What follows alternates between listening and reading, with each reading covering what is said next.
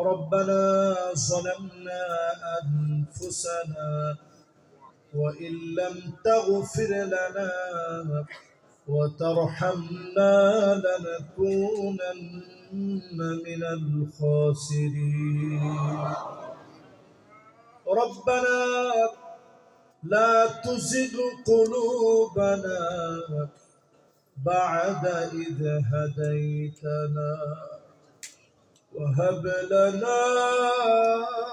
من لدنك رحمة إنك أنت الوهاب الله تعالى الأمان বাহেনা খাতুন জামে মসজিদে বসে আল্লাহ আমরা গুনাহগাররা হাত তুলেছি দুদিন ব্যাপী ঐতিহাসিক তাফসীরুল কোরআন মাহফিল থেকে আপনার শাহিয়ার মকবুল দরবারে হাত তুলেছি हर हमेशा ओ देने को तैयार हो और जो ना मांगे उससे ओ बेजार हो दुनिया सब मालिकेरा একবার দুইবার তিনবার দিয়ে গলা ধাক্কা মেরে বের করে দেয় আল্লাহ আপনি আমার এমন মালিক হাজার বার লক্ষ বার কোটি বার চাইলেও রাগ করেন না রে আল্লাহ রব্বুল আলামিন মেহেরবানি করে গুনাহ খতা মাফ করে দেন আল্লাহ একা একা যত গুনাহ করলাম বন্ধুদের সঙ্গে যত গুনাহ করলাম দরবার নিয়ে প্রকাশ্যে যত গুনাহ করলাম আল্লাহ মেহেরবানি করে দিনের বেলা রাতের বেলা যত গুনাহ করলাম সব গুনাহ মাফ করে দেন আল্লাহ আল্লাহ তাআলা যারা যারা হাত তুললাম অনেকে এমন আছি মা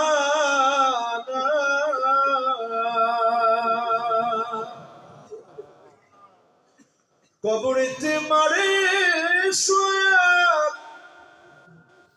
সন্তান উঠতে গিয়েও বারবার তাকায় মনে করে আল্লাহ আজকে তোমার শেষ বিদায় দিয়ে দিলাম আল্লাহ তাআলা এমন মা জানা সাদা কাফনের কাপড় পরাইয়া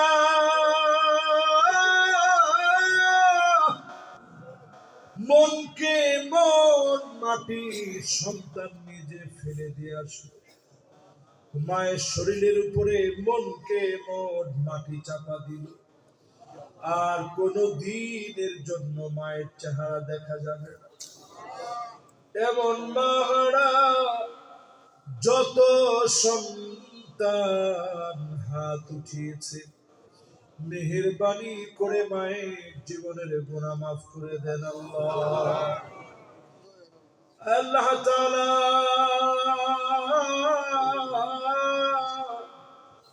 যত জন আমরা হাত উঠিয়েছি অনেকে এমন আছে আব্বা না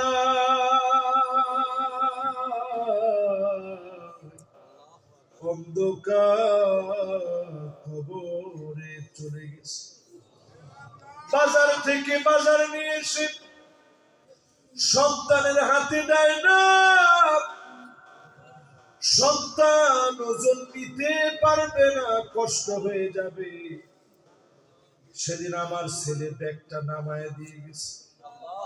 আমি ঢাকায় ছিলাম আর বারবার মনে হয়েছে আমার সন্তানের কষ্ট হয়ে যাবে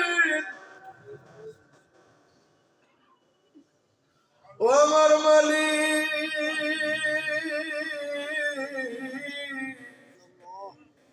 যেই বাপ কষ্ট করে বাজার করে সন্তানরে বাজার করতে দেয় না, আমি থাকতে তোরা কষ্ট করা লাগবে না। সেই বাপের কবর শোয়া, বাপের চেহারা দেখি সন্তান বারবার তাকায় আছে আর বলে, আজকে জীবনে তোরে বাপের হারায় ফেললাম রে আল্লাহ। শীত আসলে বাপ বলতো, বাজার বাড়ি আয়, তোর মা তোর জন্য পিঠা বানাবে। আয় আল্লাহ, এমন বাপ যার নাই, বাপের কবরটা জান্নাতের টুকরা বাগান বানা। আয় আল্লাহ, আপনি আমাদেরকে দিয়েছেন ছেলে, আমাদেরকে দিয়েছেন মেয়ে,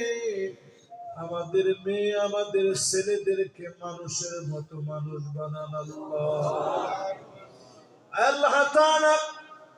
এই আল আমান বাখেরা খাতুন জামে মসজিদ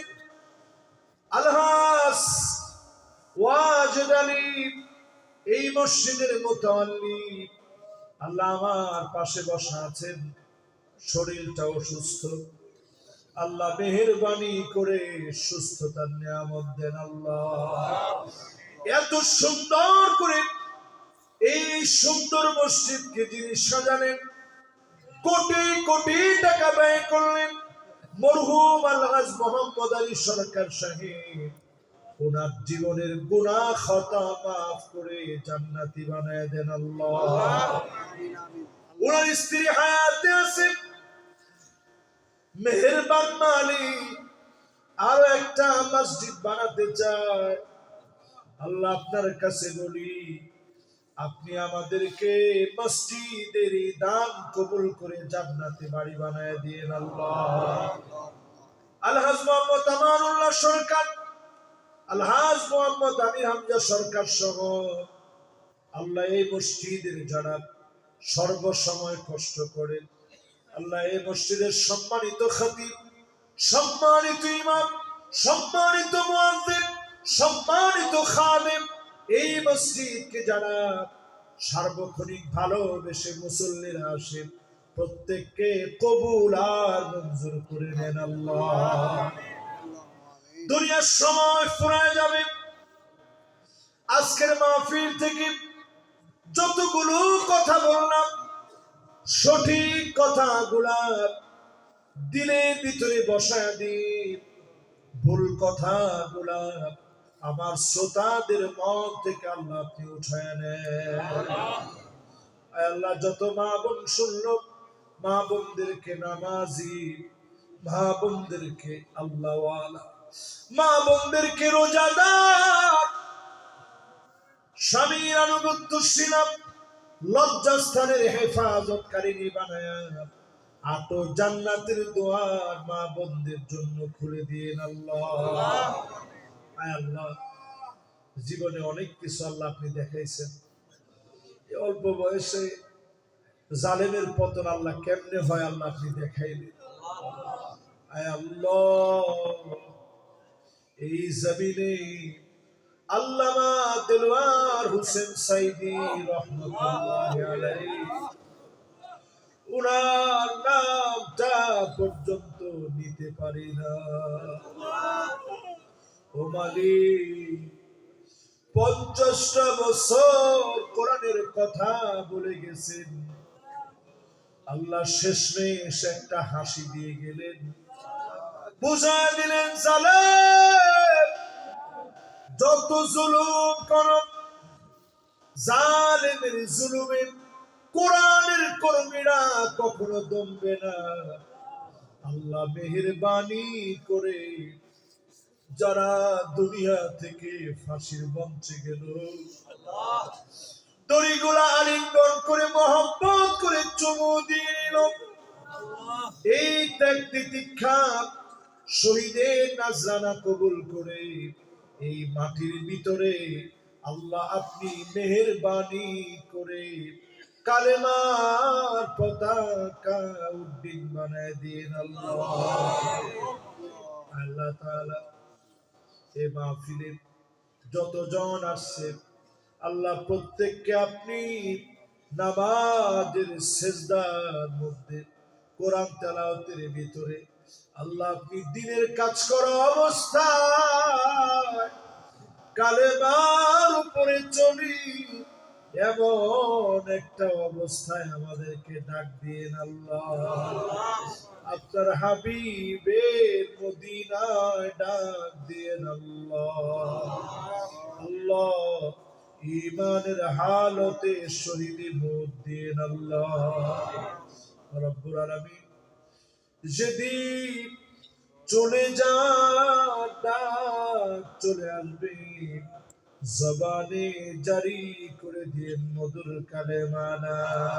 ইলাহা ইল্লাল্লাহ মুহাম্মাদুর রাসূলুল্লাহ।